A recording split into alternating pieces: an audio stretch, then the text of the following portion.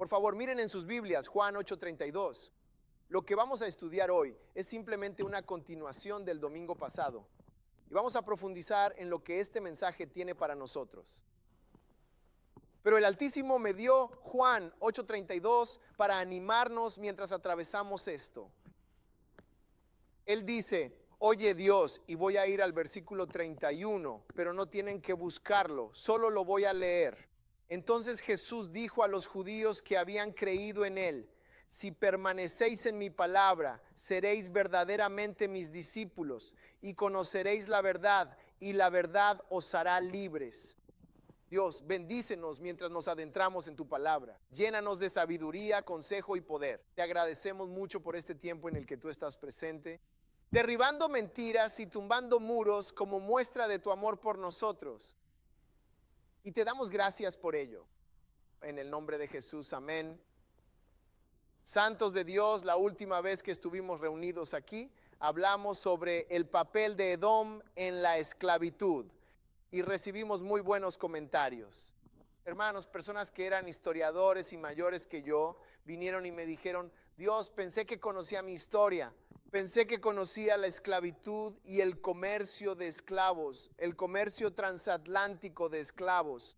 Pero al recibir toda esta información me decían que simplemente los dejó impactados. Y solo quiero decirles que el vencedor es quien escribe la historia. Las personas que ganan las guerras, las personas que poseen las cosas, ellos escriben la historia. Y durante todos estos años y décadas e incluso siglos ha sido como si así fuera. Los askenazíes y los europeos han sido quienes han estado escribiendo la historia. Así que si quieres conocer la verdad, debes abrir tus horizontes, ampliar tu mente y consultar diferentes fuentes de la historia. Porque muchas veces los askenazíes y los europeos presentan la historia de una manera que los favorece. Y no siempre es una interpretación o representación correcta de la historia que realmente ocurrió. Y eso es precisamente lo que encontramos aquí en relación a la esclavitud. Así que analizamos la esclavitud y el monopolio que los edomitas, Esaú, los askenazíes, los actuales israelíes tenían sobre el comercio de esclavos. Vimos muchas citas y diferentes gráficos, tablas, imágenes e ilustraciones que lo demuestran. Tenían un extenso historial de propiedad judía de esclavos en América y Sudamérica. Gracias. Haciendo como si estuviéramos en los años 1800. Ellos controlaban todo, desde los barcos. Y si recuerdan, puse esta diapositiva mostrando a todos los dueños de barcos y cómo eran judíos, o como los llamaríamos, edomitas, Agón. Brent, es la siguiente diapositiva. Ahí está. Les enseñé con detalle todo aquello y cómo poseían la gran mayoría de los barcos negreros. Y sin mencionar solo las instituciones financieras que daban el dinero para que los dueños de barcos fueran a buscar esclavos. Todo esto fue básicamente una empresa judía. Era un monopolio. Controlaban todo, desde los barcos hasta la subasta de esclavos, pasando por la compra de los mismos y su traslado a las plantaciones. Y les pusimos nombres, dimos nombres de personas. Recopilamos recortes de periódicos sobre sitios de subastas. Ahí lo ves, ahí. JNLT 11. Así que incluso nos desplazamos a los juzgados y estuvimos conversando sobre algunos de los últimos testamentos de estos falsos judíos, askenazíes, házaros y edomitas que legaban sus esclavos. Así que mientras decían, ministro Bryant, que ellos no tenían esclavos, los periódicos, los testamentos, los registros de los barcos negreros, todo eso contradecía lo que nos han estado diciendo. ¿Sabes a lo que me refiero? Y hablamos sobre eso.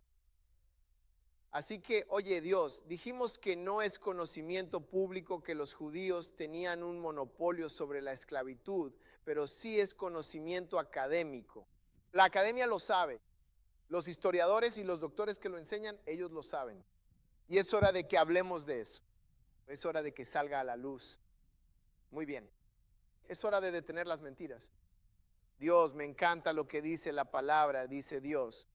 Todo lo que se hace en la oscuridad saldrá a la luz. Y eso es lo que está pasando en esta época en la que vivimos ahora. Su amor está derribando mentiras en este momento y eso es importante. Es importante y es importante que hablemos de ello. Mira, la escritura que leímos al principio, conocerás la verdad y la verdad ¿qué hará? Te hará libre. Eso significa que no puedes ser realmente libre a menos que conozcas la verdad. Tienes que saber lo que realmente nos pasó. Debes saber quién nos puso en esos barcos y nos llevó a las subastas. Debes saber quién mandaba en la mayoría de estas plantaciones. Tienes que conocer la verdad, porque si no conoces la verdad, podrías seguir en la esclavitud ahora mismo y no saberlo. Mira, debes saber que es precisamente la verdad la que nos hace libres. ¿Ves? Así que hoy vamos a repasar un poco más de la verdad y seguiremos adelante y hablaremos sobre el papel de Edom. Ya sabes, justo después de la esclavitud. A eso lo llamamos la era de Jim Crow. Hablaremos sobre Edom y Jim Crow, especialmente justo después de la guerra civil. Y veremos su relación con los negros, un Dios con los hebreos. Incluso después de la guerra civil hablaremos de eso, un Dios. Y es hora de que conozcamos la verdad. Y es hora de que ellos, aleluya, Señor. Sam, admitan la verdad. ¿De acuerdo? Ya está allá afuera. ¿Por qué mentir al respecto? ¿Sabes? No es como si, ya sabes, nos fuéramos a enojar. Todos los demás lo están haciendo. Y parece que los árabes y nuestros hermanos Agón, que están en el Islam, participaron en la trata de esclavos del este de África. Así que, ya sabes, no estás en una categoría especial si participaste en la esclavitud, ¿ves? Pero tienes que salir y decirle al mundo que es verdad, ¿ves? Así que es hora de que salga la verdad. Y es hora de que la sepamos. La Biblia también dice, en Oseas 4:6, dice, mi pueblo fue destruido porque le faltó conocimiento. Mira, hay cosas que no sabemos que están ocurriendo en la tierra y que nos están destruyendo, ¿ves?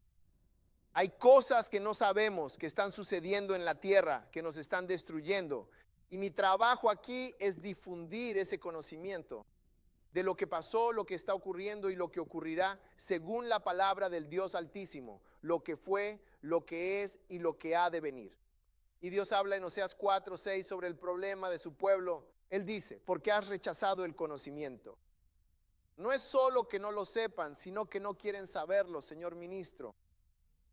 Y cuando empiezas a contarles algo profundo, algo histórico, algo sobre su pasado, inmediatamente se quedan dormidos o empiezan a hablen sobre el próximo partido de fútbol o de baloncesto. No, puedes verlo más tarde. Siéntate, presta atención.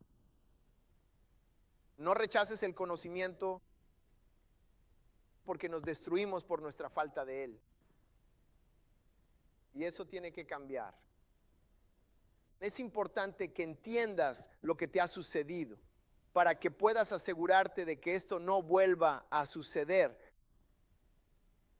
Hablemos de Edom y su papel con las leyes Jim Crow.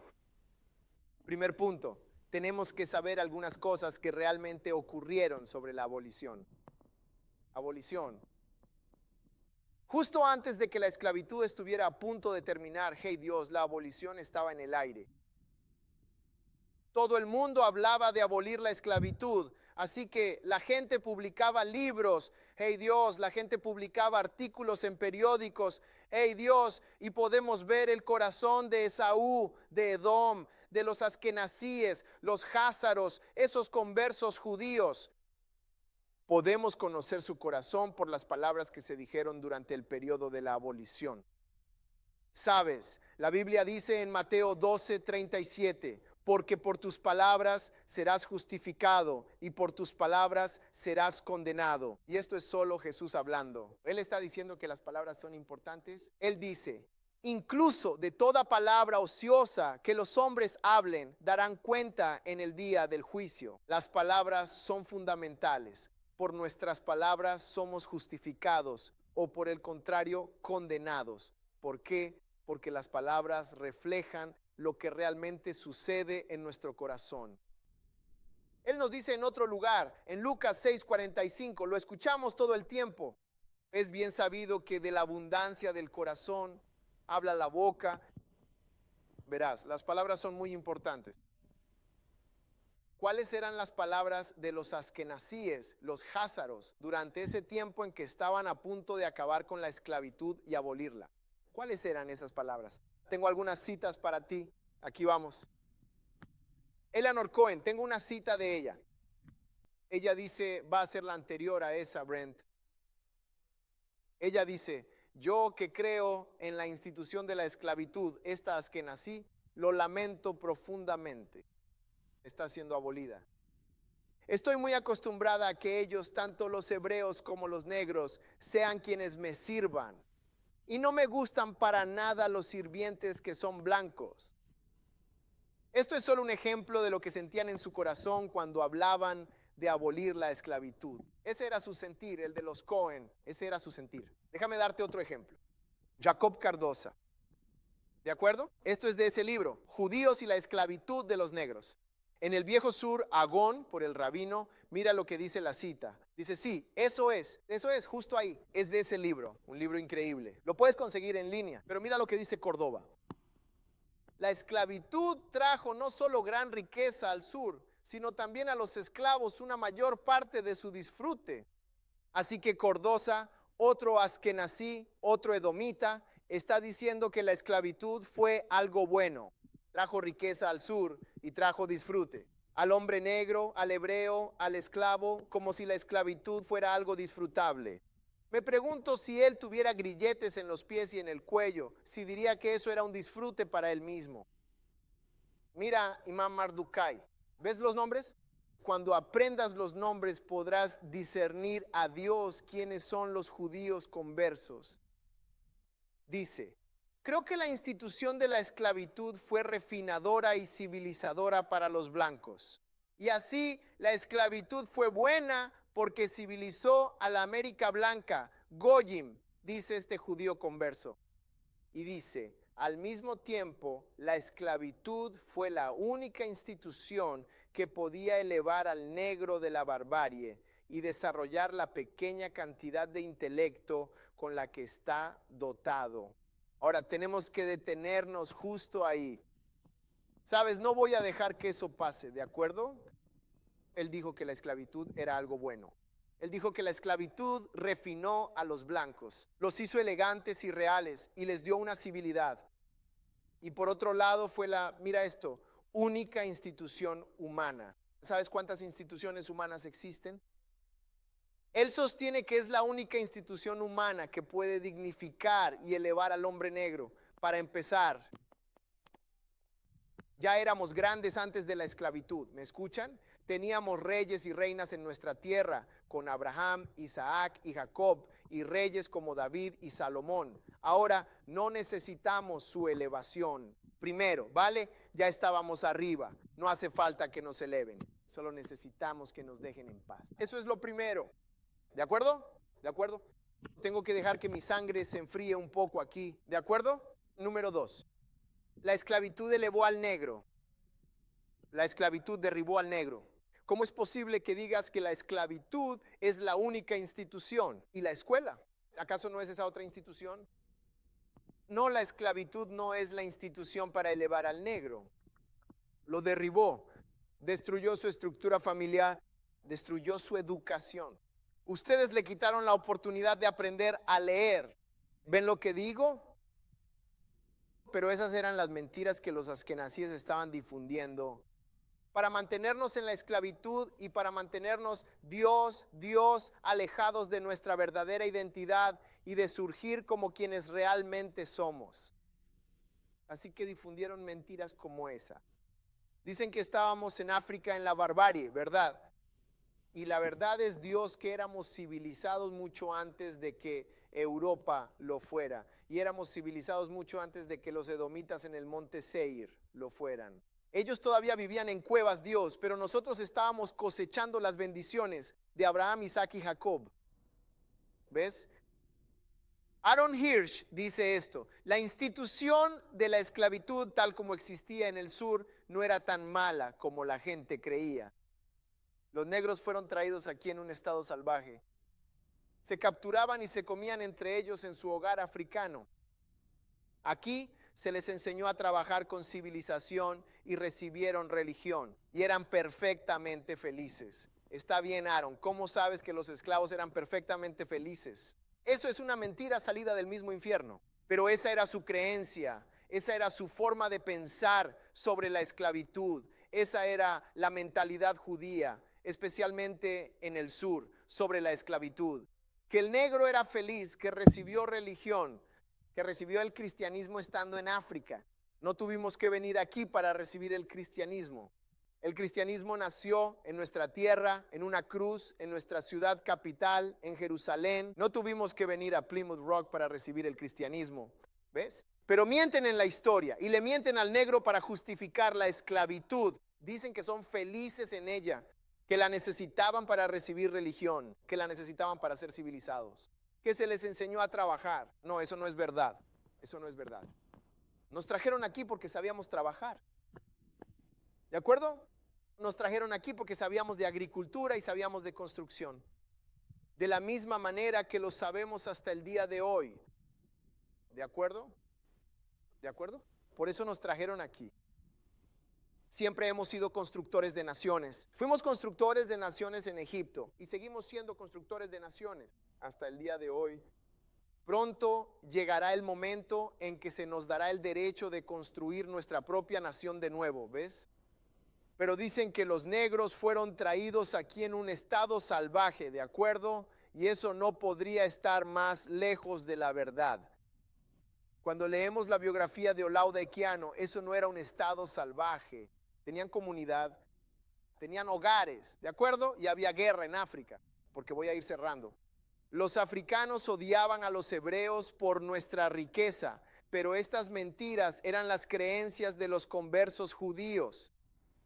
Así que estas son algunas de las citas del libro de Bertrand Wallace Corn, el rabino, los judíos y la esclavitud de los negros en el viejo sur. Nos da una idea de cómo Esaú nos veía, especialmente en el sur. No querían que se aboliera la esclavitud y de su corazón salieron las palabras que acabo de leer. Ahora, para ser justos, no todos los ashkenazíes conversos pensaban así, ministro Bryant. No todos ellos pensaban de esa manera. Había algunos, una minoría muy pequeña, que odiaban la institución de la esclavitud. Y uno de ellos era David Einhorn, un rabino. Él fue uno de los que se opusieron a la esclavitud. Así que voy a decirlo correctamente. No voy a intentar decir que toda persona de un grupo en particular está equivocada. Es malvado. Y así tienes a David Einhorn. Él dice, luchando contra la esclavitud, oponiéndose a la esclavitud, que la esclavitud está diseñada para reducir a seres humanos indefensos a una condición de mercancía, lo cual los arranca implacablemente de los corazones de esposos, esposas, padres e hijos. Él se oponía y era un rabino y recibió muchas críticas por oponerse a la esclavitud. Y esta es la pregunta que él hizo. Era una pregunta tan pertinente, diácono. Él dice esto. Él dice lo siguiente: un hombre judío, un judío fiel que alaba al Señor diariamente por la liberación del pesado yugo de la esclavitud egipcia. Un judío que agradece a Dios por liberarlos, entre comillas, de la esclavitud egipcia, ¿se atrevería a defender la esclavitud? Estamos obligados a rechazar tales palabras porque son una profanación del nombre de Dios. Muy bien. Él está diciendo eso no tiene ningún sentido.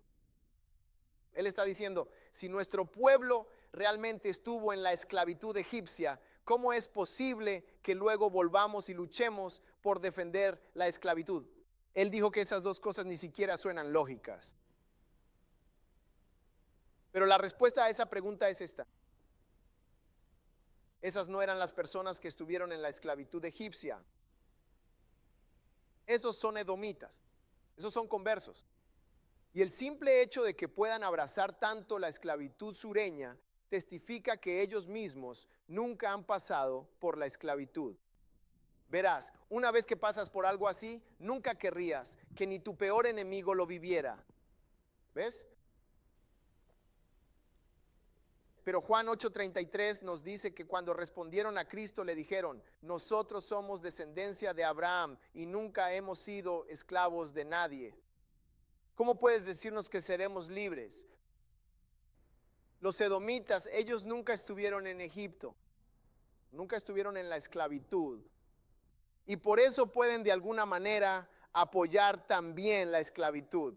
No, amigos, si ellos hubieran estado en Egipto, en la esclavitud, en ese desierto caluroso, construyendo pirámides, se verían así. Brent, muéstrame las imágenes de Egipto. Se verían así. Y así es como se veían los egipcios. Y así es como nos vemos nosotros, porque siempre nos confundían con los egipcios. A Pablo lo confundieron con un egipcio. A Moisés lo confundieron con un egipcio. Así es como realmente se ven los egipcios. Sigue pasando las imágenes, Brent, si tenemos más. Mira eso. Oye Dios, gente de color. Oye Dios, pies como bronce, cabello como lana. Brent, ¿qué más tienes sobre Egipto? ¿Algo más? Oye Dios, dicen que estos son los que construyeron las pirámides en ese desierto, Marcus. Dicen que estos, que no pueden ir a la playa sin ponerse loción en la mano, o en la cara, o en la nariz. Hermano, yo me quedo al sol todo el día. ¿Entiendes lo que digo? Y la mayoría de nosotros podríamos hacer eso. Muchos somos mestizos y hay que ponerse algo en la nariz. ¿Ves? ¿Ves? Pero esos no son los constructores de pirámides. Esos no son los constructores de naciones ahí. ¿De acuerdo? Brent, dame otra diapositiva. Dame otra diapositiva. ¿Tienes otra? Oye Dios, oye Dios. Eso podría ser todo sobre Egipto. Aleluya. Y para los hebreos, para los negros, mírate en el espejo. Esos son los constructores de naciones, ¿de acuerdo? Esos son los constructores de naciones.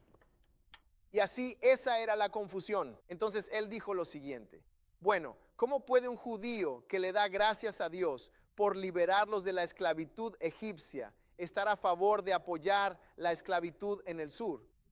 No es algo difícil de entender. Nunca hubo esclavos en Egipto, ellos simplemente se convirtieron a nuestra religión.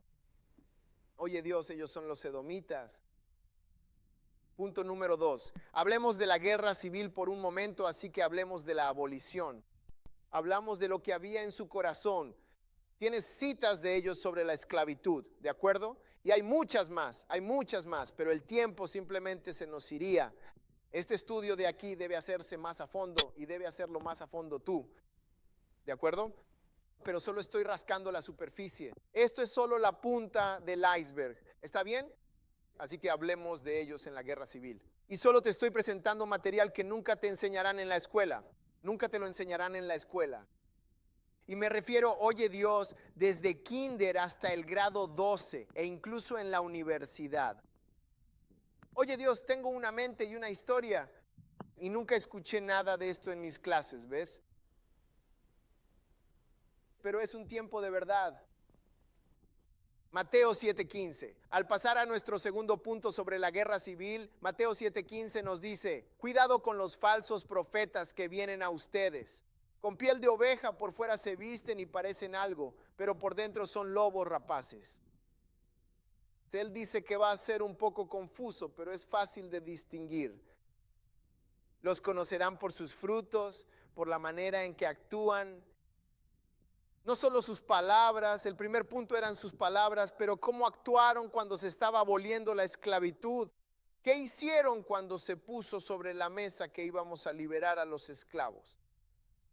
¿Cuál fue el fruto de sus acciones? Si no solo sus palabras, los conocerán por sus frutos. Veamos el fruto de los askenazíes, edomitas, házaros, conversos judíos durante la guerra civil. ¿Qué hicieron ellos? Lucharon en masa del lado del ejército confederado. ¿Tú no sabías eso? Tú no sabías eso. Lucharon por los confederados. Ellos estaban allí luchando por los confederados. Y estoy a punto de mostrarte algo. No solo luchando por los confederados, sino liderando el sur. Liderando el ejército confederado. Liderando la nación confederada. ¿De acuerdo? ¿Y tú no sabías eso? La mayoría de ustedes no sabían eso, porque no nos enseñan eso. En la historia solo aprendimos sobre el general Robert E. Lee Stonewall Jackson. Solo aprendimos sobre Jefferson Davis, pero nunca aprendimos sobre la mano invisible. La persona que está en el fondo, el dinero que compra las armas, el que da el consejo, un Dios en el campo de batalla. No aprendemos sobre el dominio askenazí, el ejército confederado. Estoy a punto de mostrártelo. ¿De acuerdo? Ahora, leo. Torres escribió un libro llamado Judíos en Mississippi. Y él lo expresó mucho mejor en el momento que dijo. Brent, pasa a la siguiente diapositiva. Él dice, ve a la página justo anterior a esa. Creo que es antes de esa. Él dice, en sus ancestrales tierras europeas, marcadas por una fuerte opresión. Los conversos judíos en realidad buscaban evitar la conscripción. Pastor, ¿qué es la conscripción? La conscripción es el reclutamiento obligatorio. Cuando una nación va a la guerra y obliga a todos sus hombres mayores o menores de 18 años a pelear, eso es la conscripción. Todo eso es el reclutamiento obligatorio. Así que lo que está diciendo aquí, mira esto, está diciendo que los europeos, los askenazíes, buscaban evitar la conscripción. Ellos huían del reclutamiento porque lo suyo era hacer dinero. Y entonces, cuando estallaba la guerra, no querían pelear por ningún otro país. Ni eran de allá. Son como nosotros, nuestra tierra está en Israel, en Oriente Medio. No pelean por ningún país. No quieren pelear por ningún país. Así que evadieron el reclutamiento. No querían pelear en la guerra. Ese solía ser el caso más habitual en todas las guerras, ministro Bryant, que se desencadenaban en Europa. Muchos de ellos evadieron el reclutamiento. Él dice, ven aquí al sur. Sin embargo, algo muy diferente sucedió. En nuestra guerra civil, diácono, algo diferente sucedió. Ellos no querían pelear. Carlos Bini, al ser parte de esos países y cuando estos peleaban sus guerras civiles, pero era especial. Había algo diferente en la guerra civil estadounidense, Agot, y no solo pelearon voluntariamente y pelearon con entusiasmo y fervor. Este tipo dice, aquí mismo. Algo diferente sucedió. ¿Ves? La siguiente diapositiva, Leo Turrets. En su libro él dice que fue un fenómeno sociológico. Fue una rareza que un pueblo que huía de pelear guerras en otros países se apresurara y se formara para pelear en esta guerra civil. Dijo que fue un fenómeno social, algo casi inexplicable. Él dice, ¿qué fenómeno sociológico llevaría al judío sureño a luchar tan fervientemente por el principio de la esclavitud? ¿Por qué están luchando por la esclavitud? ¿Por qué están luchando en esta guerra civil? ¿Por qué están luchando en este sur confederado? ¿Por qué estaba dispuesto a sacrificar su vida tan fácilmente por una causa que sabía que era contraria a sus principios religiosos en la Torá? Muy bien. Y algunas personas han venido aquí, dicen, bueno, ¿cómo vas a decir que la esclavitud iba en contra de los principios de la Biblia? Al observar que había esclavos en la Biblia, sí, efectivamente tenían esclavos en los tiempos bíblicos. Había esclavitud por razones económicas y también esclavitud por cuestiones de guerra cuando una nación perdía y entonces surgía la esclavitud. Pero hay que notar que nunca hubo esclavitud basada en la raza. La esclavitud estadounidense estaba basada en la raza. No era que les debiéramos dinero, no era que hubiéramos peleado una guerra con ellos y perdido. No era que, oye Dios, de alguna manera, oye Dios, fuéramos a ser sirvientes por contrato por un tiempo. No, si nacías de cierta raza eras considerado esclavo. Y eso es lo que hizo que la esclavitud estadounidense fuera pecado ante los ojos de Dios. No puedes decirle a alguien que nace sin haber hecho nada bueno ni malo, Brian. El hecho de que sea un esclavo solo por el color de su piel, eso es precisamente lo que lo hizo totalmente injusto. Era opresión. Se trataba de una opresión racial contra todo un pueblo. Eso era lo incorrecto de todo esto. Entonces Leo Torres dijo, bueno, ¿por qué luchaban tan voluntariamente y con tanto entusiasmo en este ejército confederado corriendo hacia la línea? Nunca habían hecho eso antes y era en contra de sus principios religiosos. ¿Qué era? Tengo dos razones, ¿de acuerdo? Número 1, lucharon arduamente en la zona del sur por este complejo tema y por el dinero. El tema éramos nosotros. El tema éramos nosotros. Bryant, ¿recuerdas en el libro de Josué cómo Elifaz, entiendes? Oye Dios, esto se remonta a los días de Esaú. Elifaz estaba allí con el rey de África.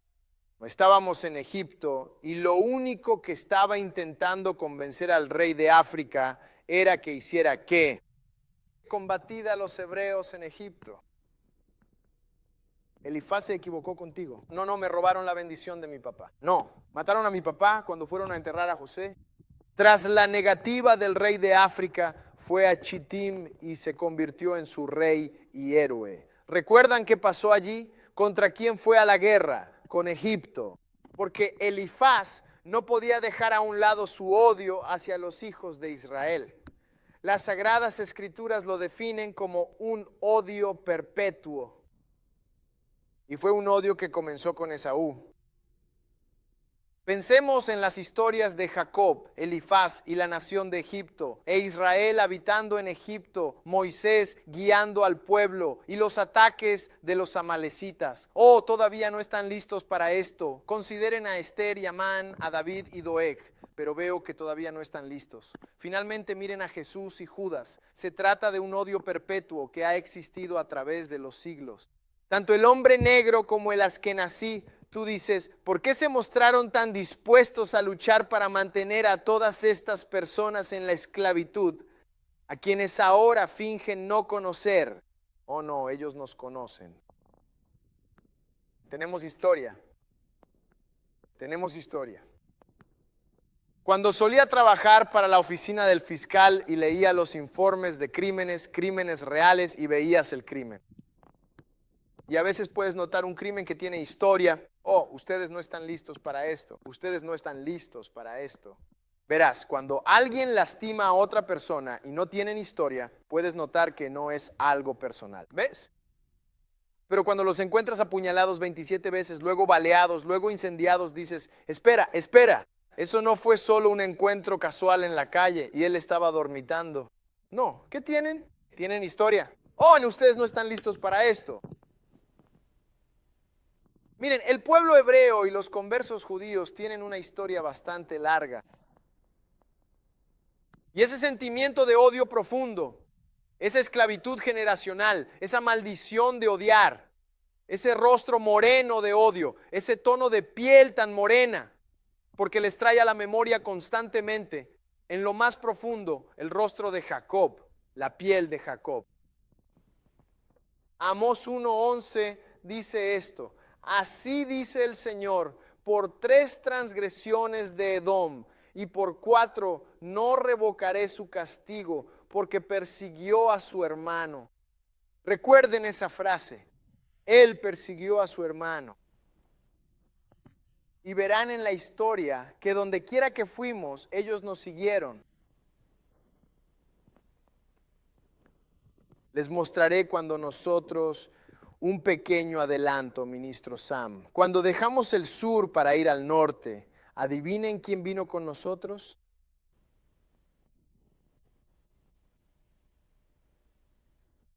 Él dijo que persiguió a su propio hermano con la espada y dejó de lado toda su compasión. Y su ira, la ira de Esaú, la ira de Edom, desgarró perpetuamente y mantuvo su enojo. ¿Por cuánto tiempo? ¿Tienen un problema de falta de perdón con esto?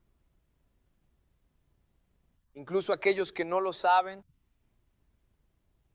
todavía conservan el odio, aún tienen la semilla de todo eso, esa amargura interna. Todavía está ahí. Y solo Yeshua HaMashiach, Jesús el Mesías, puede liberar por completo ese profundo odio y esa atadura generacional de los corazones de los seres humanos. Así que tenemos historia, ¿ves? Tenemos historia. La segunda razón por la que lucharon tan valientemente por el sur fue por el dinero, ¿ves? Y eso no necesita mucha explicación. Quiero mostrarte algunas pruebas de esto. Aquí mismo puedes observar una pequeña gráfica que muestra a Agón, esos edomitas en el ejército confederado de manera muy particular. Y adivina qué estado tenía la mayor cantidad de conversos judíos luchando en sus filas. Luisiana. Te dije que una cuarta parte de la población judía estaba en Luisiana. ¿De acuerdo? ¿De acuerdo? Así que Luisiana. Oh, sí. ¿Quieres ir al Hyman Center? ¿Lo ves? Realmente tienes muchísimas ganas de comprar en la tienda de Gotchas. ¿No es cierto? Déjame parar aquí antes de meternos en problemas. Escucha, pasa a la siguiente diapositiva. Pasa a la siguiente diapositiva. Muy bien. Tengo una pequeña marca justo ahí. Esta es la lista de los oficiales confederados. Bien, ahora, si iban a servir, no estaban sirviendo como simples soldados rasos. Eran los oficiales y el personal. Tengo una pequeña flecha justo ahí, junto a uno de los nombres. Hablamos de él el domingo pasado. ¿Se acuerdan de Judah Benjamin? Sí, el que está relacionado con Phil. Judah Benjamin, ¿todo bien? Él tenía esa gran plantación en Nueva Orleans, Belle Chase. Ahora mira, Phil quitará esa foto. Phil, ponla de nuevo. Es broma, Bob. Estoy bromeando. Muy bien, Judah Benjamin. Ahora quiero que observes a Judah Benjamin y cuál fue su papel en el ejército confederado. Deacon, mira esto. Fue el secretario de guerra. Y estos son todos ellos. Tienes al secretario general, al cirujano general. Ellos lo estaban gestionando, tío. No solo participaban, sino que lo dirigían. Ellos lo estaban gestionando. Y eso es solo desde la perspectiva militar. Pero la perspectiva financiera sería una lección completamente distinta, porque desde el punto de vista bancario eran ellos quienes pagaban las facturas de los confederados. Ahora bien, Judah Benjamin era un hombre muy importante en el ejército confederado. Marina, mira esto. La moneda confederada, pusieron su cara en el billete de $2, nena. Ashkenazi. ¿Por qué no aprendimos eso? ¿Por qué no sabíamos que ellos inventaron lo que hoy llamaríamos la Confederación? Esos tipos con banderas confederadas hablando de derechos estatales no saben de qué hablan ni que eso no les pertenecía. Derechos y las teorías por las que luchaban. Otros simplemente estaban dividiendo el país como lo están dividiendo ahora mismo. Pero voy a entrar en ese tema. ¿Sí? Judah Benjamin. ¿Verás? Secretario de guerra. Y lo gracioso de eso es que cuando la guerra terminó y el sur fue derrotado, capturaron al general Robert E. Lee. Capturaron a Jefferson Davis.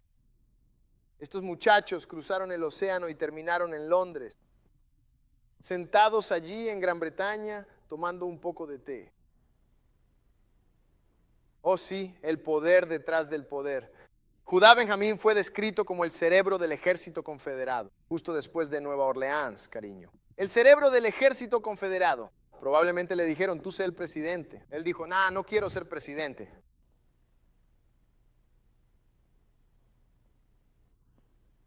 No son lentos. Saben que al final de esta guerra van a ir por la cabeza. ¿Ves lo que digo? Y además les quiero mostrar, recuérdenme, porque la implicación de Judah Benjamin con América no terminó ahí. Porque cuando iban a dar origen al KKK, el KKK necesitaba dinero. Fueron a Inglaterra y le pidieron a Judah Benjamin. Recuerden, él, el secretario de guerra. Recuerden, él era dueño de una de las plantaciones más grandes del país. Dicen que nuestros soldados todavía necesitan dinero, necesitan caballos, necesitan tropas. Judah Benjamin estaba financiando al KKK. La mayoría de la gente no lo sabe. que el dinero judío, la influencia judía, tuvo mucho que ver con el Ku Klux Klan. ¿Ves? Tienes que leer eso, tienes que estudiar eso. Él estaba financiando. ¿Ves? Vamos a nuestro tercer punto. Después de la guerra civil, simplemente estamos entrando, amigos. Simplemente estamos entrando. Miren, nuestro pueblo perece por falta de conocimiento. Mira, si no sabes todo esto, podrías estar mirando al equivocado, enojado con ellos. Podrías estar mirando al equivocado sin confiar en ellos. Podrías estar mirando al equivocado. Sí, nos tuvieron en la esclavitud cuando ni siquiera eran ellos a gran escala. Sí, son responsables porque su país hizo leyes, un Dios que lo permitió. Por eso las reparaciones tienen que venir de América y de los falsos conversos. Sí, lo permitieron. Mienten, pero son culpables. Pero nosotros centramos nuestra atención en una parte mientras dejamos que la otra quede libre. Edom tuvo un papel importante en la esclavitud. No solo la esclavitud, sino también las leyes de Jim Crow. Ahora, veamos esto. Proverbios 22:7 será nuestra escritura para este punto. Dice que el rico domina sobre el pobre y el que toma prestado es siervo del que le presta. Esa palabra, siervo, en hebreo, probablemente se traduce mejor como esclavo. El rico domina sobre el pobre y el que toma prestado es esclavo del que le presta. Cada vez que pides algo prestado, oye Dios, te pones una cadena a ti mismo. El que toma prestado es esclavo del que le presta, ¿verdad? Ahora todos sabemos cómo terminó la guerra civil, ¿verdad? El norte ganó, ¿de acuerdo? Y el norte ganó, mira esto. Aunque Edom estaba realmente posicionado del lado del sur. Edom estaba del lado del sur, financiando al sur. También estaban financiando al norte, pero le estaban poniendo las cosas difíciles al norte. Vamos a hablar de eso más adelante. Pero ellos estaban apoyando al sur. Pero Dios aún así hizo que el norte ganara. Y cuando estudias la guerra civil, oye, tuve clases específicas sobre la guerra civil, analizando sus batallas, la política, la vida de los generales y todo ese tipo de cosas. Cuando estudias la guerra civil, diácono, no empezó con el norte ganando, no, diácono. El sur los estaba destrozando, les estaban dando una paliza. Solo fueron un par de ajustes que el Señor hizo los que le dieron la victoria al norte. Sin esos pequeños ajustes, hoy el panorama sería un país diferente. Un ejemplo clave fue que Stonewall Jackson fue asesinado accidentalmente por sus propios soldados. Este general era el hombre en el sur y no podía ser vencido en el sur y estaba derrotando a los generales del norte, dándoles una paliza, destrozándolos. Bueno, él arrasó. Dios mío, sus propios soldados pensaron que era un soldado de la Unión y dispararon contra su séquito y lo mataron. Cuando él murió, la guerra cambió de rumbo. Alguien dijo, pero Dios, o sí, otra cosa importante. Dios levantó a un verdadero general, removió a un antiguo general del sur, pero levantó a un verdadero general en el norte. Porque el sur no solo tenía a Stonewall Jackson, también tenían a Robert E. Lee, quien fue uno de los mejores generales de West Point en todo el país. No podían compararse con él. Pero de repente lo convencieron. Dios levantó a un general, a un hombre que era un borracho, a un auténtico fracasado, alguien que ni siquiera fue capaz de abrir una zapatería con éxito. Dios suscitó a un viejo general. ¿Alguien sabe su nombre? Ulises ese. Consider. Levántalo. Dijo, bueno, iré después que ellos, tras derrotar a todos esos otros generales del norte. Y Grant se levantó. Se llevó a Stone Jackson. Y Grant se lo echó al sur. Él y Tecumseh, Sherman y el incendio de Atlanta y todo eso. Hombre, escucha, hombre. Cuando uno estudia esta guerra tiene que ser Dios. ¿Verás? Porque Edom estaba del lado del sur, hombre. Estaba convencido de que habría sido una América diferente. Pero la providencia de Dios, la soberanía del Dios Todopoderoso, nos necesitaba libres a mediados del siglo XIX. Nos necesitaba libres. Necesitaba la proclamación de emancipación. Y era su momento. Y lo que el mundo no sabe es que si Dios está contigo, ¿quién podrá estar en tu contra? No importa el dinero que tengan. No importa la influencia que tengan. No importa cuántos periódicos controlen. Cuando es tu momento, Dios te va a levantar. No pudieron detenerlo. No pudieron detenerlo. Tenía que ser Dios. Y te digo, hoy estamos en un momento de Dios. Estamos en un momento de Dios donde parece que, oye, ellos tienen todo el control. Donde parece que no hay manera de ganar. En un lugar donde parece que nunca vamos a ser libres como deberíamos haber sido, viviendo siempre en libertad, pero no puedes, no puedes, no debes dar nunca por sentado a Dios. Y eliminémoslo de la ecuación. Verás, fue Dios mismo quien ganó esa guerra civil para el norte, y todo fue porque quería que su pueblo fuera libre. Verás, aquella guerra civil fue como el mismísimo éxodo de Egipto, hombre.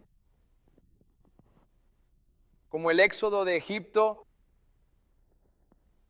como puedes ver en el sagrado libro del Éxodo. Él dividió las aguas del Mar Rojo para liberarnos. En Estados Unidos dividió a una nación. ¿Ves? Pero después de la guerra civil, los esclavos fueron emancipados. Y Lincoln nos puso en el camino hacia la reconstrucción. Y los negros estaban progresando por un tiempo. Fue entonces cuando tuvimos a todos esos congresistas y senadores llegando, gobernadores también. Hey Dios, y todo iba bien, amigos. Y entonces Lincoln acabó siendo asesinado. ¿Lo ves? Lincoln fue asesinado. Y eso frenó drásticamente la reconstrucción y el impulso de los negros. Eso nos hizo retroceder de manera significativa. ¿Ves? ¿Cómo nos hicieron retroceder, pastor? Nos dieron la esclavitud de nuevo. Pero la esclavitud con otro nombre. A esto lo llamaron aparcería. Pero solo era una palabra elegante para esclavitud. Bueno, pastor, explique eso de la aparcería. Bueno, la forma en que funcionaba tradicionalmente era que el aparcero tenía un acuerdo formal y específico con el propietario legítimo de la tierra en cuestión. Y aquel aparcero negro trabajaba toda la propiedad del dueño de la tierra y recibir una porción de la cosecha cuando llegaba la recolección. Sería como si yo fuera a tu tierra. Oye, Dios, Señor. Entonces, Sam, y tú vas y me dices, te voy a dejar cultivar este acre de aquí. Es mi tierra, yo te voy a dar la herramienta. Tú trabajas.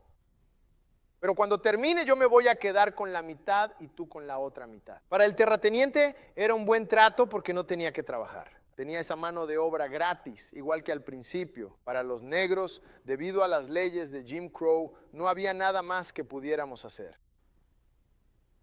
Aquí tienes un ejemplo de un contrato de aparcería, justo aquí. La mayoría de los contratos incluían estipulaciones. Eso era igual que la esclavitud. No podías salir de la finca sin permiso. Espera, hombre, soy libre. ¿Sabes a lo que me refiero? No puedes abandonar esta granja sin mi permiso. Pero he sido emancipado. Bueno, si te vas, voy a cancelar tu contrato. Y todo el trabajo que has invertido en ello, oye, Dios, vas a estar en la ruina y no vas a tener dinero. ¿Verás? Sí, Señor. No me iré de la granja. No. Pero soy un hombre adulto, no te preocupes por eso. Sigue siendo un hombre negro. No solo estaban obligados a poseer un permiso, los contratos especificaban que debía ser obediente al terrateniente en cualquier tipo de asunto. Estuve leyendo algunos de estos contratos, amigo, y yo decía, ¿qué? Era esclavitud con otro nombre. Y si eras desobediente, perdías tu contrato. ¿Por qué? ¿Solo por qué? Solo Carlos. Dicen que no puedes irte sin permiso. Tenías que ser obediente y no podías tener armas, ninguna arma en la finca. En caso de que decidieran azotarte o golpearte, ya sabes, no podías hacer nada al respecto. Así que mucha gente decía que las atrocidades que ocurrían durante la esclavitud eran las mismas atrocidades que ocurrían durante la parcería. Estoy hablando de las golpizas, estoy hablando de las violaciones, de todo eso. Y estos hermanos, estos hebreos, estaban retenidos, encadenados, no por cadenas, sino por contratos. Por comida, por dinero. Y vivían en las condiciones más deplorables. Brent, si puedes, muéstranos cómo era la parcería. Mira eso. Les daban una casita, pero nunca hacían nada por la casita. Mira eso. El aire pasaba directamente por ahí. ¿Sabes? Vamos, Brent, ¿qué más tienes? Ahora, lo interesante es que durante esa época también había aparceros blancos. Estoy seguro de que a ellos los trataban mejor que a nosotros, ¿verdad? ¿Qué más tienes, Brent? ¿Alguna otra foto? Muy bien. Así que eso era lo que pasaba con la parcería. Ahora, el escritor Mark Twain nos explica detalladamente algo sobre lo que estaba ocurriendo en aquel entonces, además del conocido sistema de la parcería. Él dice que en los estados algodoneros, muy bien, y ahora vamos a echar un vistazo. Voy a leerlo, ni te preocupes por eso, Brent. Lo voy a leer. Mark Twain dice que en los estados algodoneros, después de la guerra, los negros simples e ignorantes hacían las cosechas para los plantadores blancos, a medias. Muy bien. El judío, el converso judío, descendió en masa y estableció su tienda en la plantación. Ya saben, específicamente la tienda de la plantación de la que aprendimos. Muy bien. Pero lo que no sabíamos es que la tienda de la plantación no era propiedad de los blancos en la gran mayoría de las ocasiones. La tienda de la plantación era propiedad de estos conversos. Judíos, y tenemos más pruebas que esta. Ellos bajaron en masa y montaron sus tiendas en la plantación. ¿Qué hicieron? Satisfacían todas las necesidades de los negros. ¿Cómo? A crédito. Y al final de la temporada eran los propietarios de la parte del negro. Así que lo que está diciendo es que abrieron estas tiendas, ves la tienda de la plantación, y los judíos tenían todo lo que los negros pudieran querer. ¿De acuerdo? Pero el negro no tenía dinero hasta que terminaba la temporada. Pero le decían, escucha, puedes comprarlo a crédito. ¿Está bien? Pero cuando lo compraban a crédito, ¿qué hacían con los precios? Subían los precios. ¿Y qué hacían con los intereses? Subían los intereses. Era como los préstamos rápidos en los vecindarios, pero 10 veces peor, porque los préstamos de día de pago funcionan igual aquí. ¿Ves? Y el problema es eso. ¿Para cuándo? Ellos pedían prestado durante la temporada, durante la producción de la cosecha a crédito en la tienda de la plantación. Para cuando llegaba la época de la cosecha, debían toda la cosecha al judío askenazí. Y Twain dice que no solo debían toda la cosecha, sino que mira esto, también parte de la participación de su próxima cosecha. Muchacho, estás en un hoyo, chico. Estás en un hoyo, chico. No puedes ganar ni perdiendo, hermano. Voy a ganar $100 con esta cosecha, pero ya he comprado y comido de todo en tu tienda. Dios mío, pero ahora te debo 150, así que no solo mis 100 de esta cosecha, sino mis 50 de la próxima. Y así seguía la cosa. Era esclavitud, pero con un nombre distinto, ¿lo ves? Todo a través de la parcería y de las tiendas de las plantaciones. Proverbios 22:7, el rico domina sobre el pobre y el que toma prestado es esclavo del que presta. ¿Ves? Pero el autor ruso Fyodor Dostoyevsky escribió en 1877, dice, ellos, hablando de los judíos, los conversos judíos, ya han saltado en masa, en grupo, en grandes cantidades. Han saltado en cantidades masivas sobre los millones de negros liberados y ya han ejercido un control absoluto sobre ellos a su propia manera mediante su eterna búsqueda del oro y sacando provecho injustamente de la inexperiencia. Mira esto, y los propios vicios de la tribu explotada. Ahora los negros han sido liberados de los dueños de esclavos, pero eso no durará porque los judíos saltarán sobre esta nueva pequeña víctima. Las personas negras son un auténtico tesoro. Y con respecto a los judíos, ¿están de acuerdo? Tienes que entenderlo bien. Se trata de un pueblo que no conoce el concepto del dinero, ¿de acuerdo? Un pueblo que no tiene idea de lo que es el dinero. Un pueblo que no conoce los negocios y que desconoce el valor del dinero. Es carne de cañón para los lobos salvajes que hay ahí fuera. Hermano Sam, eso sigue ocurriendo hoy en día. Pero solo imagina cuando acabábamos de salir de la plantación. Imagina cómo llenaron esas tiendas de adornos que la gente negra siempre había querido, camisas, lazos y demás.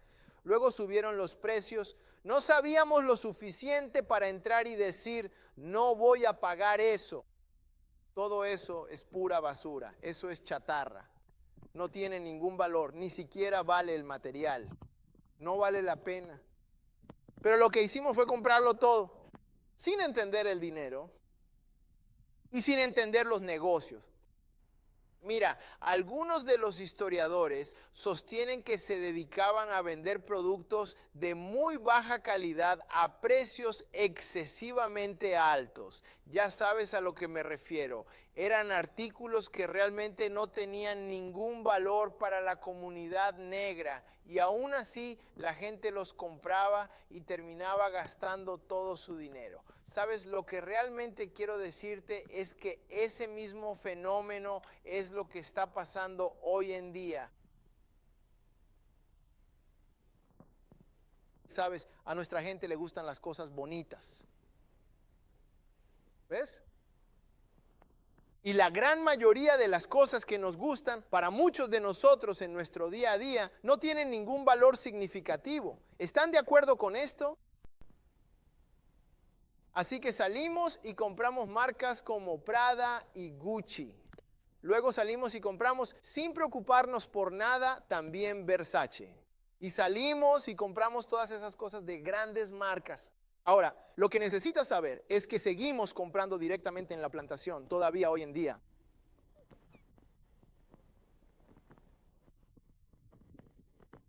Porque los minoristas que aún son dueños, las grandes tiendas donde seguimos comprando, los grandes diseñadores de renombre, siguen siendo el mismo grupo de personas. Siguen beneficiándose de nosotros. Pero aquí vamos. Cuando podemos conseguirnos una camisa por $20, cuando podemos conseguirnos una camisa, digamos, incluso por $100, vamos allá y nos compramos una camisa por $1000.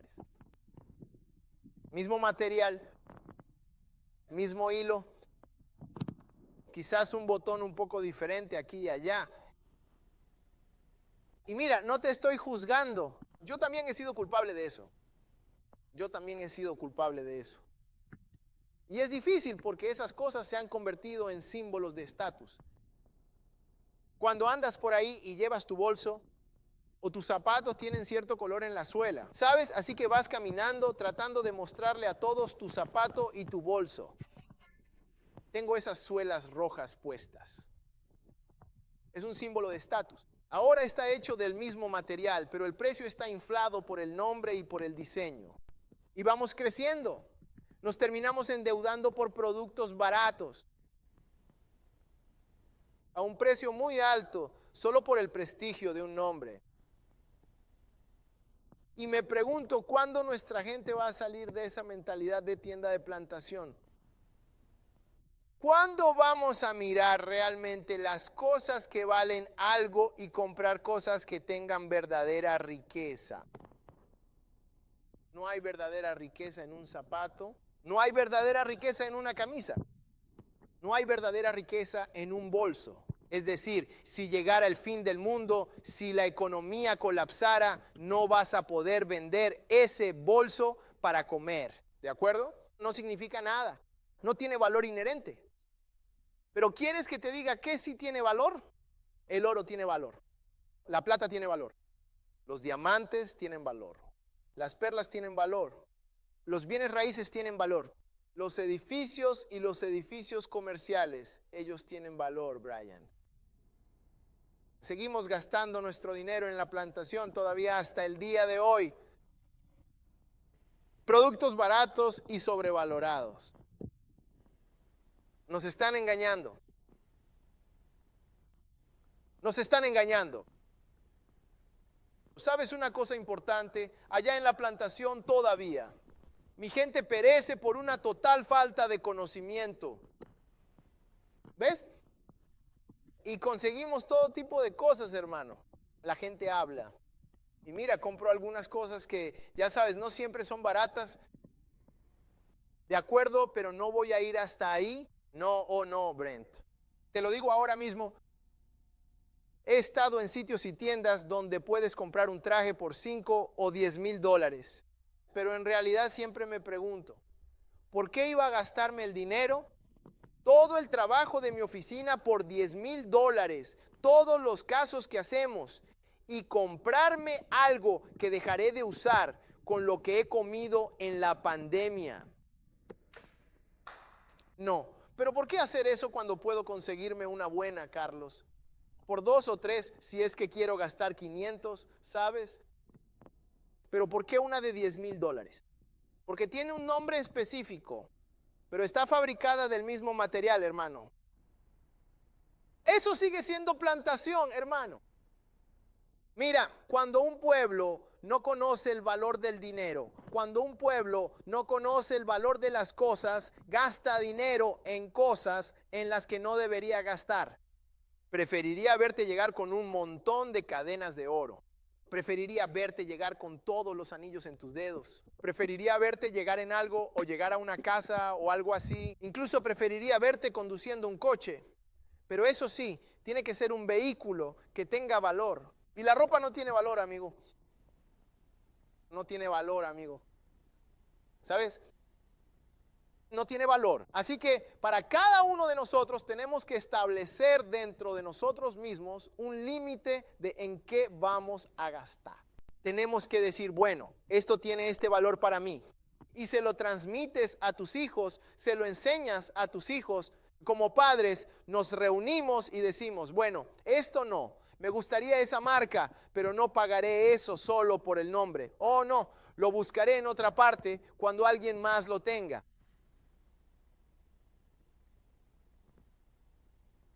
Alguien dice la tienda de la plantación.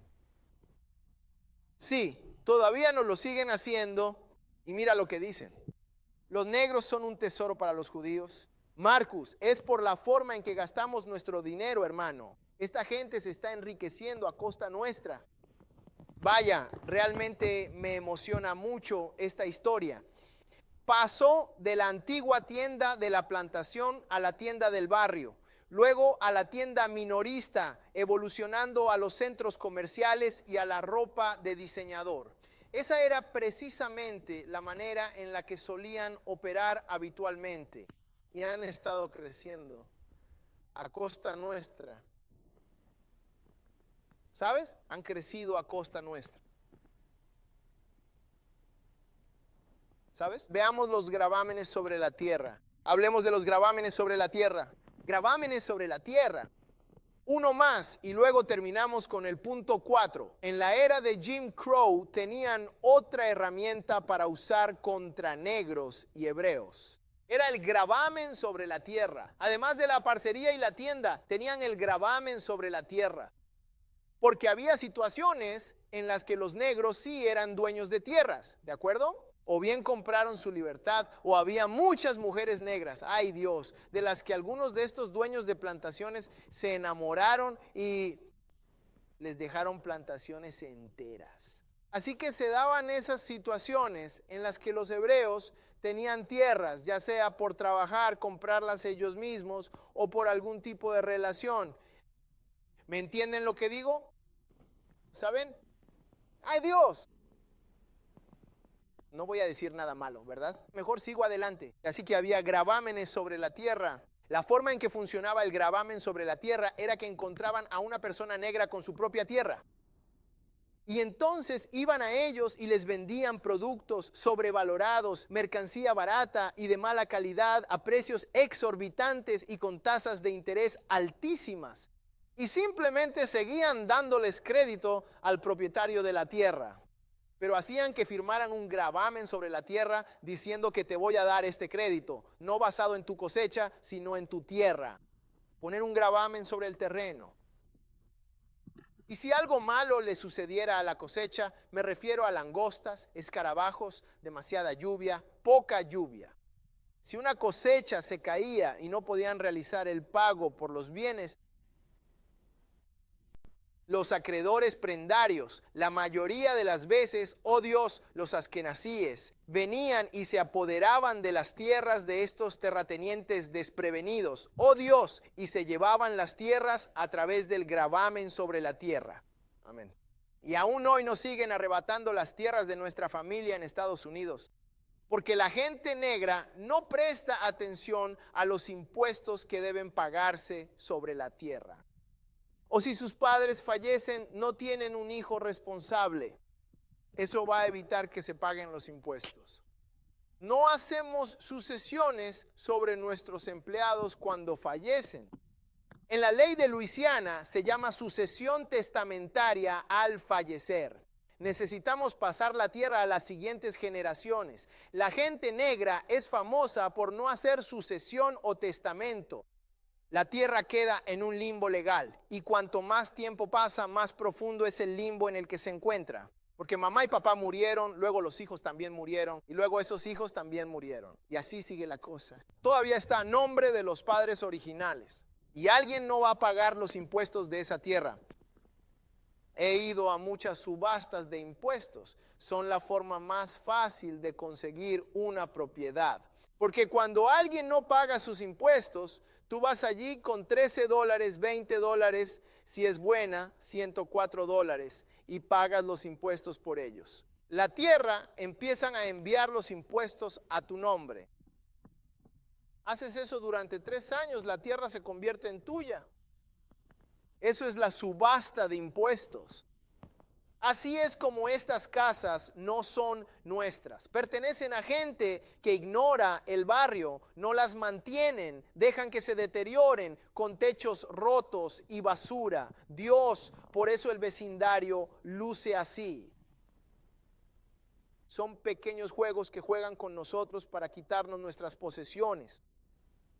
Casas por las que tus abuelos trabajaron duro, Brian, se pierden porque no quieres ir a un abogado y solo dar un poco de dinero para que haga el papeleo y la ponga a nombre de la siguiente generación. ¿Sabes? Todavía nos están quitando propiedades, hermano. Pero nuestra gente perecen. ¿Por qué?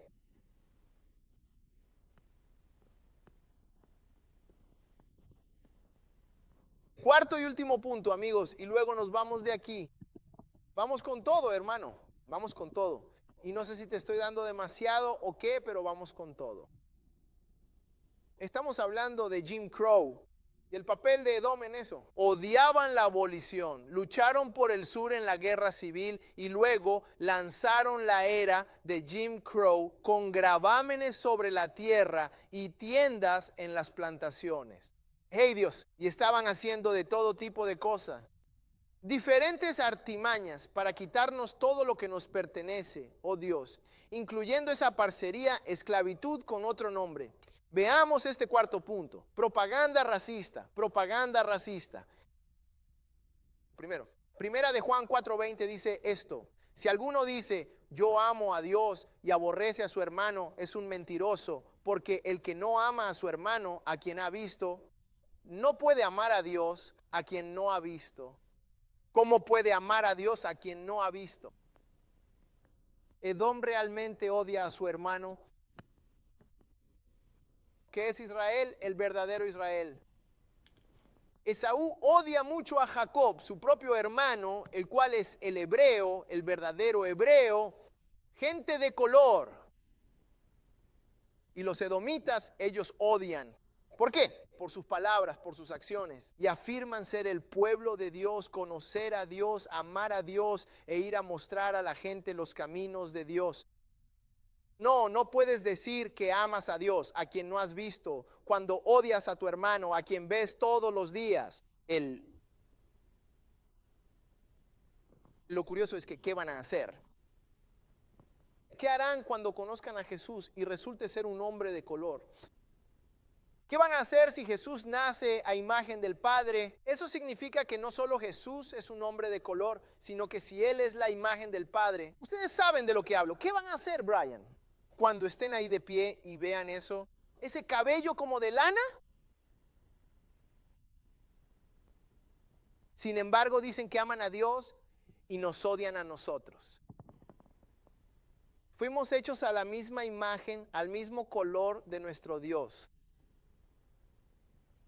David Perlman, inmigrante judío ruso, dijo esto: vamos a hablar de esta propaganda racista.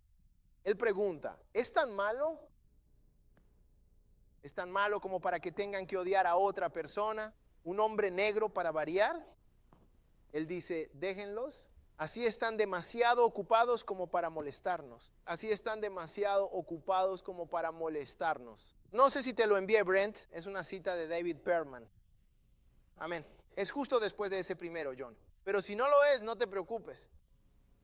Él dice exactamente lo siguiente. ¿Es tan malo que ellos, los blancos que son gentiles, sientan odio hacia alguien más para variar? Queremos que odien específicamente al hombre negro. ¿Por qué? Que lo hagan, dijo. Así están demasiado ocupados como para molestarnos. Propaganda racista. Lo que necesitas saber sobre Edom es que Edom no solo se involucró en la guerra confederada y todo eso, sino que realmente les gusta que los blancos se enfoquen en los negros. Y ellos, al igual que los blancos, se enfocan en los negros, porque cuando los blancos se enfocan en los negros, no se enfocan en ellos. Edom es del este de África igual que nosotros. No son europeos. Ahora, sí se han mezclado con europeos. Se ven como europeos, pero no son como europeos. Y cuando hablas con verdaderos europeos, ellos saben que esa gente no es europea. ¿Ves? Pero este hombre converso al judaísmo sabe que mientras Estados Unidos esté enfocado en la comunidad negra y en George Floyd, y con todo lo demás que está pasando ahora, nadie se enfoca en ellos. ¿Puedes verlo? En el fútbol americano. Así es como se hace, amigo. Es una jugada de engaño. Haces el saque y finges que vas a entregar el balón. ¿Por qué? Para que la defensa se lance y se enfoque en el corredor cuando el mariscal de campo todavía tiene el balón. Así que todos van a taclear al corredor y adivina quién queda libre en el campo. ¿Ves? Ese es el tipo de cosas que están haciendo. Es una distracción y lo que necesitas saber es que han estado usando esta distracción desde el principio. De hecho, y esto es algo que debes investigar, en 1915 se estrenó una película llamada El nacimiento de una nación. Y creo que podría tener, sí, El nacimiento de una nación. Y es una película que pasó a la historia. Es la primera película taquillera de Estados Unidos. ¿Y adivina de qué se trataba? El Ku Klux Klan. Si entras ahora mismo en Wikipedia, verás que hablan bien de esta película. Realmente fue la mejor película. Fue Siskel y Ebert. y todo era realmente bueno. ¿Acaso has olvidado sobre qué trataba la película? ¿Ves? Estaba basada en el conocido libro llamado El hombre del clan, de Thomas Dixon. Dixon declaró abiertamente que su propósito era crear un sentimiento de aborrecimiento y odio en los blancos, especialmente en las mujeres blancas, contra los hombres de color. Y quería usar su película como una forma de lograr que todos los negros fueran expulsados de Estados Unidos. Muy bien, esta película de aquí, El nacimiento de una nación. Ahora el escritor no era askenazí. Resulta que el productor tampoco era de origen askenazí, ¿de acuerdo? Pero fíjate bien en lo que suelen hacer los askenazíes, ¿sí? Un hombre llamado presta mucha atención a esto. Louis B. Mayer era el dueño de una pequeña cadena de cines. Y empezó a proyectar esta película. Este es el Ashkenazi. Oh, muestra el siguiente, Brenta. Ese es él. Ese es él. Louis B.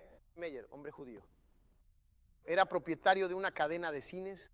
Comenzó a proyectar esta película. Y la película tuvo un presupuesto de $100,000. E incluso en aquel entonces la película recaudó millones. Los blancos se agolpaban en los cines para ver esa película, El nacimiento de una nación, Klansman, ¿verdad?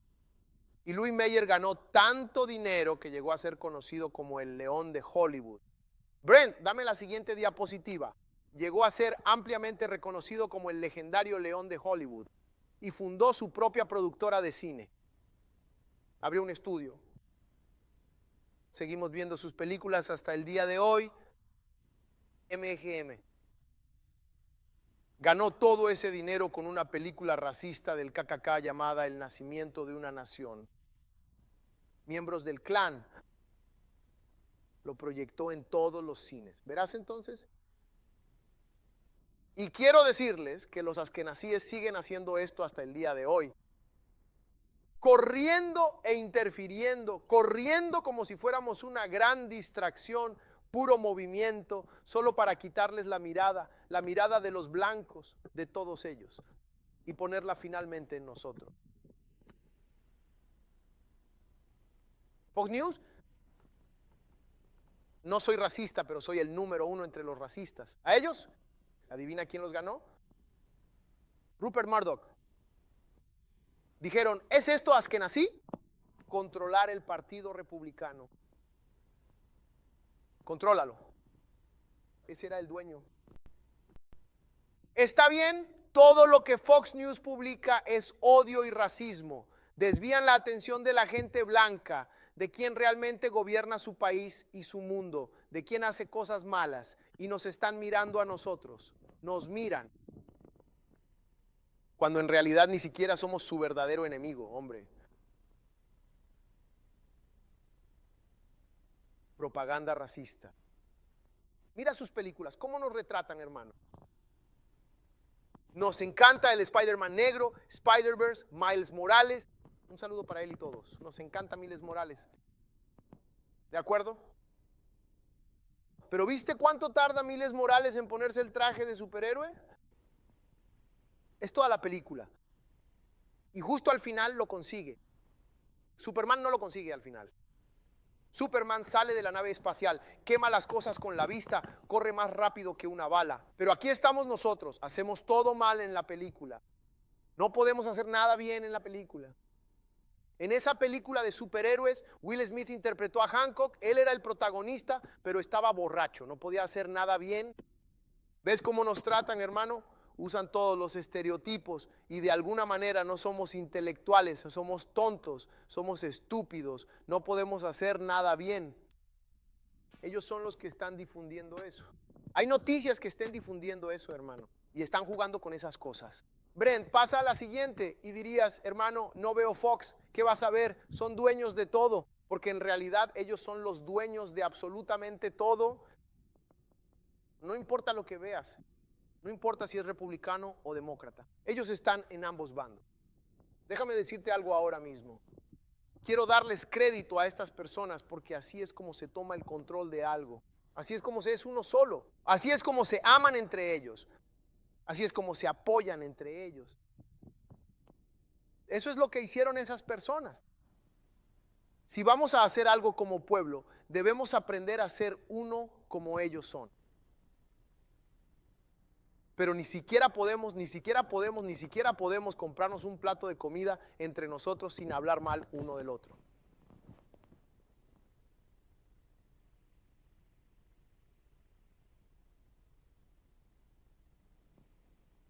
La verdad es que estas personas lo controlan absolutamente todo. Nadie más que Dios es más poderoso que estas personas, hermano. Nadie más que Dios. Y su discurso es un mensaje de propaganda racista. Ha sido siempre así desde la plantación, con el fin de dividir. Y de esa manera van a seguir permaneciendo ocultos en las sombras. Te lo dije, Judah Benjamin financiaba al Ku Klux Klan. Incluso tienen fotos de comerciantes judíos recibiendo premios del Ku Klux Klan. Eran miembros oficiales del Ku Klux Klan. Para poner la atención sobre nosotros y que nadie los viera a ellos. Y si tú los expones ante el mundo, van a ir contra ti, hermano. Oh, sí. Esos pocos hermanos que han salido hablando de ellos, de cómo son dueños de todo y todo eso. Oh, él es antisemita, él es un intolerante, él es un racista. ¿Cómo voy a ser antisemita por decir que tienes un Cadillac? Solo estoy diciendo lo que tienes, solo estoy diciendo lo que tienes. Salgo allá afuera, está Carlos, y le digo, Carlos, esa es tu Yukon, esa es tu Denali allá afuera. ¿Soy racista por decir eso? Eso es lo que tienes. Tú eres dueño de CBS, hermano. Eres dueño de Fox News, de CNN, de la revista Time, del New York Times y del Wall Street Journal. Todo eso te pertenece, hermano. Es la verdad. No es antisemita. Y te aplaudo. ¿Lo hiciste bien? Lo hiciste todo sin que nadie te viera. Lo hiciste todo mientras dos naciones luchaban entre sí. Mientras preparas todas las patatas fritas.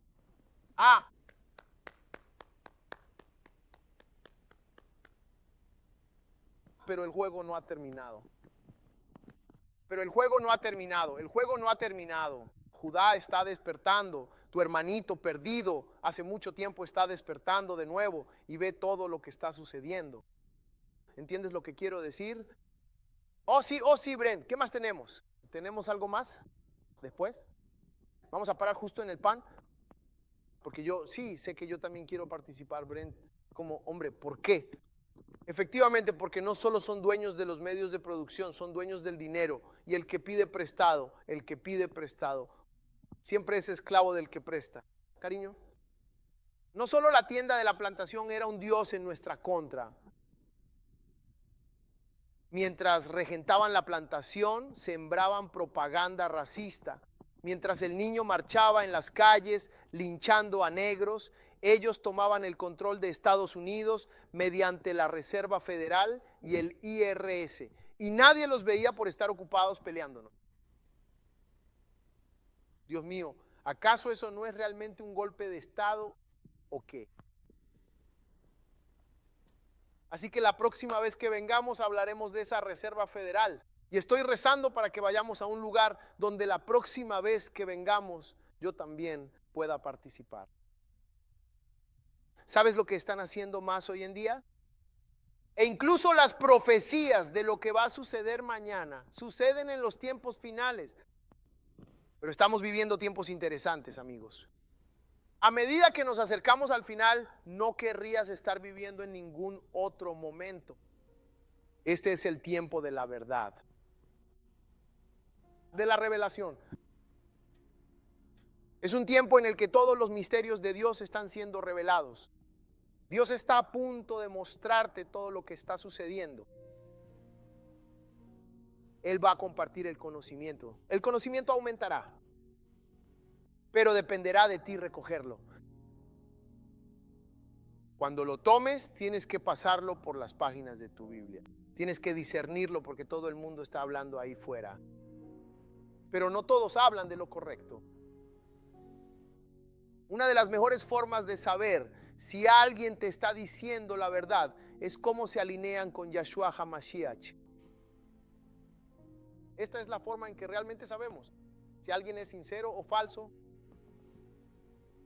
Juan dice en su epístola que no creen que Yeshua vaya a venir en carne.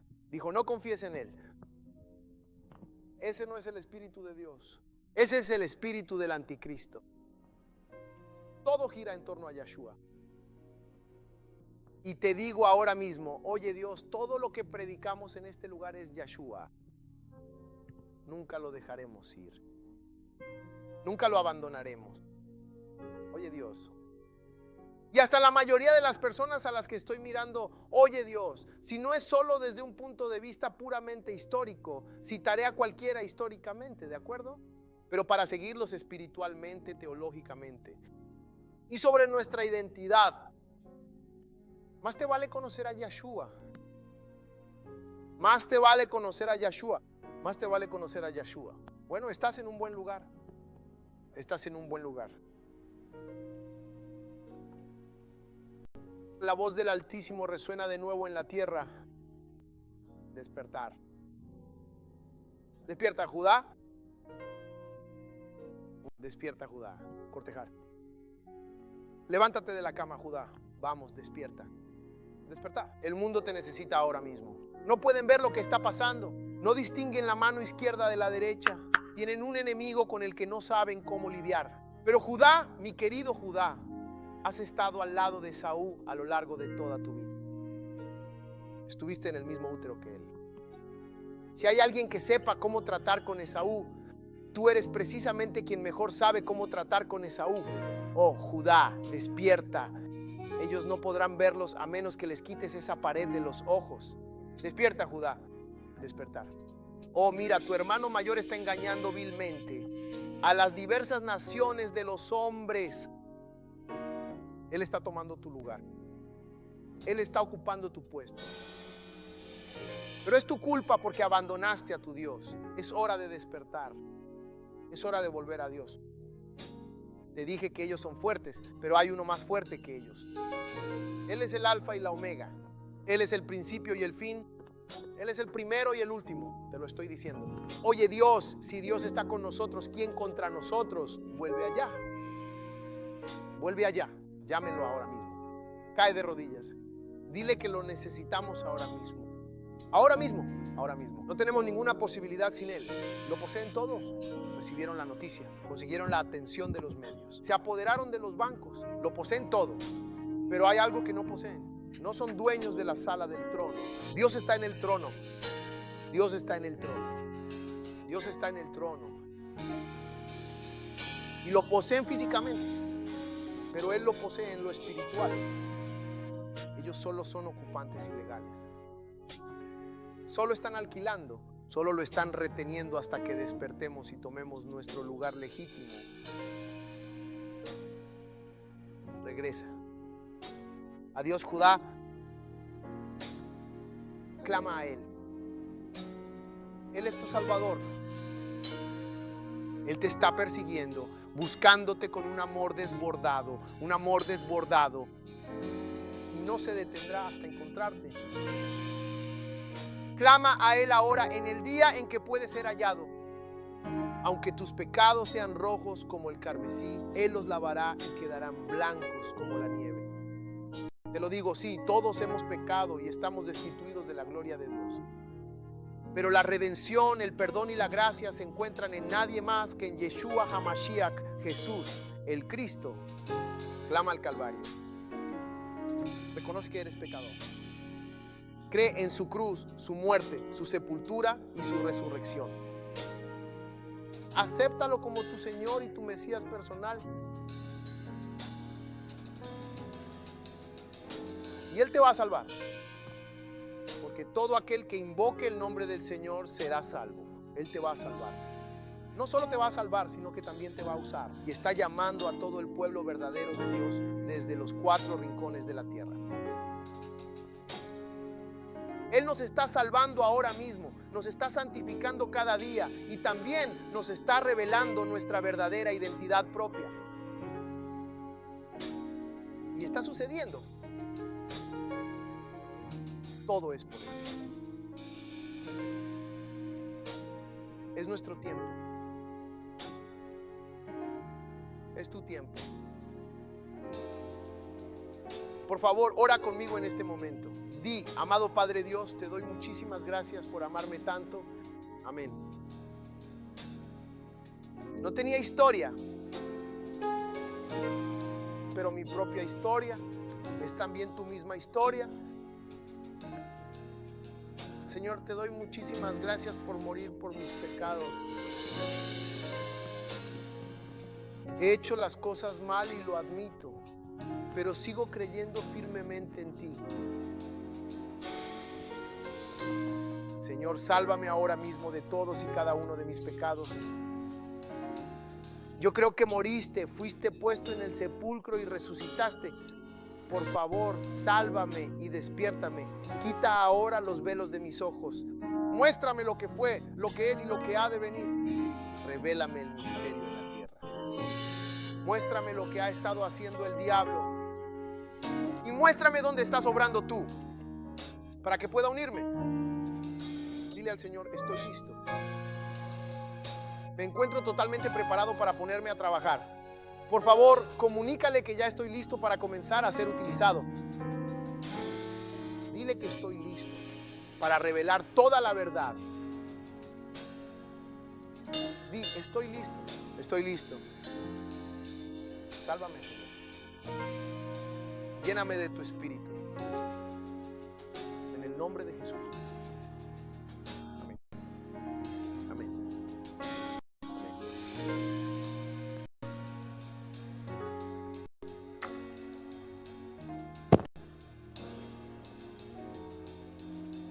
Señor, elevamos nuestra voz con humildad ante tu presencia. Clamamos a ti de corazón, buscando tu guía y consuelo. Estamos clamando a ti, Padre Celestial, con fe y esperanza, confiando en ti y en tu gran misericordia. Abramos profundamente nuestros corazones ante tu presencia y estamos clamando a ti con toda nuestra fe y devoción en este momento. Te rogamos que abras nuestros corazones cerrados, pues te estamos pidiendo ayuda a gritos desesperados desde lo más profundo de nuestro ser. Te rogamos que abras nuestros corazones de par en par. Estamos clamando ante ti con desesperación, pidiendo tu auxilio y socorro. Te pedimos que abras nuestros corazones, escucha nuestro lamento en este momento.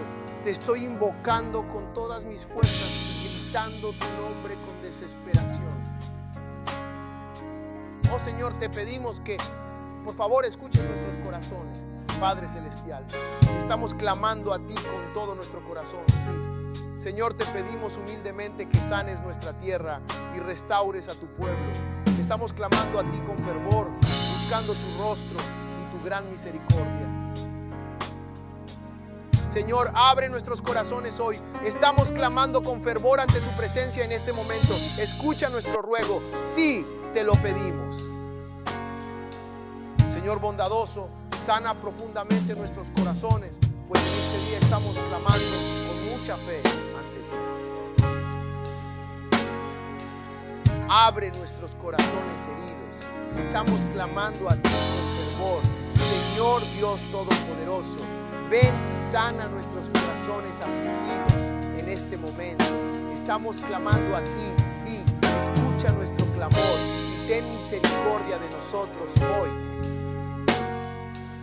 Abramos nuestras mentes y corazones de par en par. En este preciso momento estamos clamando con desesperación, estamos llorando amargamente, sumergidos en un llanto profundo y sincero. Estamos llorando ahora desde lo más profundo de nuestra alma. Estamos llorando ahora mismo. De verdad que estamos llorando ahora. Estamos llorando en este momento. Estamos llorando en este momento. Llorando amargamente ahora. Llorando amargamente ahora. Estamos llorando y seguimos llorando ahora. Estamos llorando y seguimos llorando ahora. En este preciso momento me encuentro llorando. Estoy gritando y gritando con mucha fuerza. Todos nosotros estamos llorando desconsoladamente.